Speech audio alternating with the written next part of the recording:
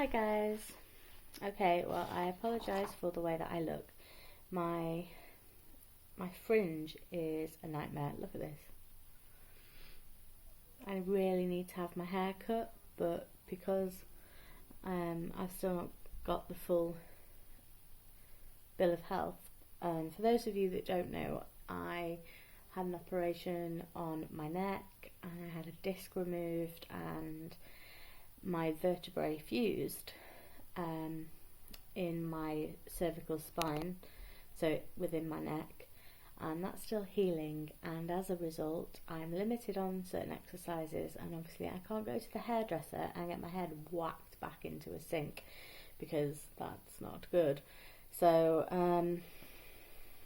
we're basically left with this crazy fringe of doom that I can't see through if I have it down, and it keeps looking ridiculous.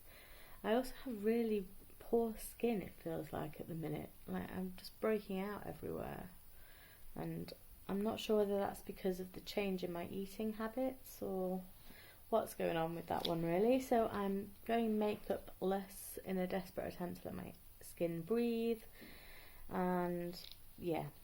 Anyway, hi. I wanted to sort of have a little chat with people who are, as you know, I'm doing the Tone It Up, or I'm following the Tone It Up nutrition plan. I'll put a link in the down bar thing for where you can go and buy the nutrition plan. But I'm also doing their workouts that you can do. They're free of charge on their YouTube channel, which I think is youtube.com/user/ToneItUpTV or ToneItUp.com.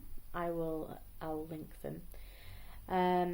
So I'm doing that, and I'm also doing something called, or what I'm calling, Operation 50. I have polycystic ovarian syndrome, and as a result I see an endocrinologist who is a hormone specialist. So I went to see my endocrinologist, I think it was 2 weeks ago, and he set me a challenge of losing at least 50 pounds in weight by the time of my next appointment, which the letter's now come through, and my appointment is the 26th of November. So since yesterday, a few of us have been kind of doing this Operation 50, which is, for me, it's a goal to lose these 50 pounds within the 24 weeks between yesterday and the 26th of November. Not everybody in the group obviously has 50 pounds to lose, so we've just sort of come together to make a promise that we will prioritise our health and fitness for the next 24 weeks. Sorry, I'm being really distracted by my kitten, who is chasing a fly around, because summer is coming, people. It's Britain, the sun is out. I'm going to be going outside in my garden shortly and burning some calories that way. But anyway, so I'm doing Operation 50, and what that means is I have basically plotted out I've planned out my food for the week, but also my workouts. And intrinsically this week I'm following kind of week 1 of the bikini series, which is a Tone It Up challenge, just with the workouts and things. But I struggled yesterday, which is stupid because yesterday was the first day. So my motivation was really high, and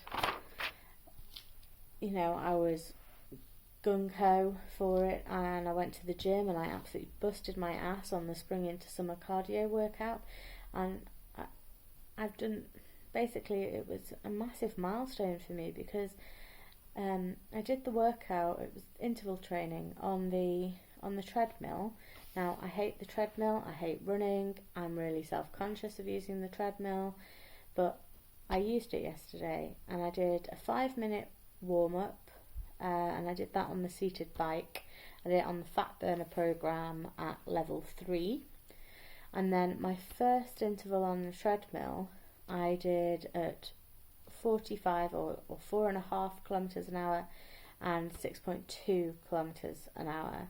And then I changed it up to, so I was running at 7 kilometres an hour and 62 kilometres an hour for interval 2, and then interval 3 was 7 kilometres an hour and 6.2 kilometres per hour. That's wrong. I was doing 7 kilometres an hour and 4.5 kilometres an hour. I need to change that in my little book. But sorry, I'm looking down because I've written it all down. But anyway, that was a big milestone for me because 7 kilometres per hour I was running on a treadmill, and I'm really scared of the treadmill, but I had my headphones in, I had 8 tracks on, and I was going for it. And I was really proud of myself. So that was a really big plus point. But then what happened was I came home and I binged. And I'm really upset with myself. For the sake of being accountable, I binged on chocolate, some Heinz macaroni cheese, some wafer thin ham, and a massive amount of Diet Coke. And then I felt terrible. Not just because I felt guilty, but because my body felt awful. I felt so bad. It was terrible. So basically I said that I was going to journal my way through this process. At the end of each day, sort of asking myself 3 questions, which are: what did I do today to make me feel good about myself? What do I want to improve? And how can I inspire or motivate others? So, what did I do yesterday on Monday, the 9th of June, to make me feel good about myself? And I've written, I'm really proud of myself for days running. In total, I ran for 8 minutes.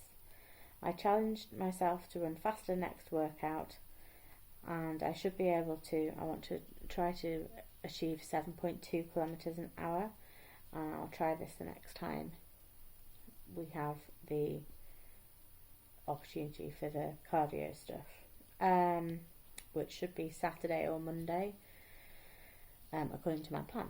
Okay, what do I want to improve? And I've written curb the urge to binge, or rather stop acting on the binge urge. I must be under calories tomorrow. My husband's home, so there'll be no opportunity to go off the plan. But the thing is, I'm not a 6-year-old. Why am I self-sabotaging? It's very frustrating for me. Okay, how can I inspire or motivate others? Be true to myself, give this my all and stay the course. Prove to myself and to others that I can do this, I can do this, and that I deserve this.